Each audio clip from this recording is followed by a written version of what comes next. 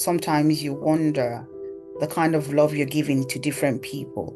I went through an abusive relationship, and sometimes I doubt others. He saw me, I saw him, and he just looked at me and laughed, and then filled up his car with gas and got in his car and drove away. Welcome, listeners and viewers. Thank you for tuning in. I'm Grace Upper, your host, and this is Rising Above Shadows of Abuse, Raza. Meet our wonderful guest, Andy Campbell. Welcome, Andy. Thank you so much. It's a pleasure to be here.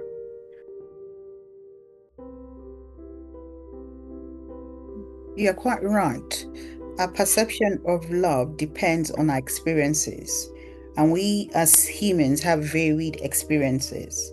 For example, I went through an abusive relationship, and sometimes I doubt others in terms of having trust issues, which I'm working on. So I do understand where you're coming from, that, sometimes you wonder the kind of love you're giving to different people. And I'm also going to ask And is that love genuine that you see coming back to you? Or is it just another situation that's trying to manipulate you? So should you take the offensive and manipulate this? Not intentionally manipulate, but you're going to defend yourself against that thought that they're going to take advantage of you. And then they weren't going to take advantage of you, but now you've put the relationship in a place where that's what it's built on. For me, it just gets so, I didn't realize it was that tangled up until I started to work to untangle it. trauma doesn't really end the situation when the situation ends. I was going to ask you, the sexual abuse you went through, was it with someone you knew? Somebody in the family, as in maybe a family friend, neighbors? Was it somebody you knew? Yeah, it was definitely people that I knew. They were older than me. One of them in particular was an adult. Another one was, I guess they were older.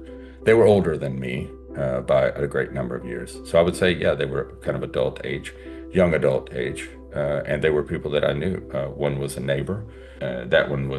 That series of events left a particular mark. And then I remember being a young teenager. I had my first job at a gas station. Back then, like, everybody worked. And, when you're old enough to work, you went and got some kind of part-time job. And he pulled up to the gas station. I hadn't seen him in several years. And he saw me, I saw him, and he just looked at me and laughed. And then filled up his car with gas and got in his car and drove away. And, that kind of drags you right back to a lot of things. And it was many years before I could talk about that event. Really after the EMDR, was able to kind of talk about it, because it was just kind of a thing that said, yeah, I know what I did. That was really very wicked of that person. Be safe and be positive. And don't forget to check out our social media handles. Thank you. Bye for now.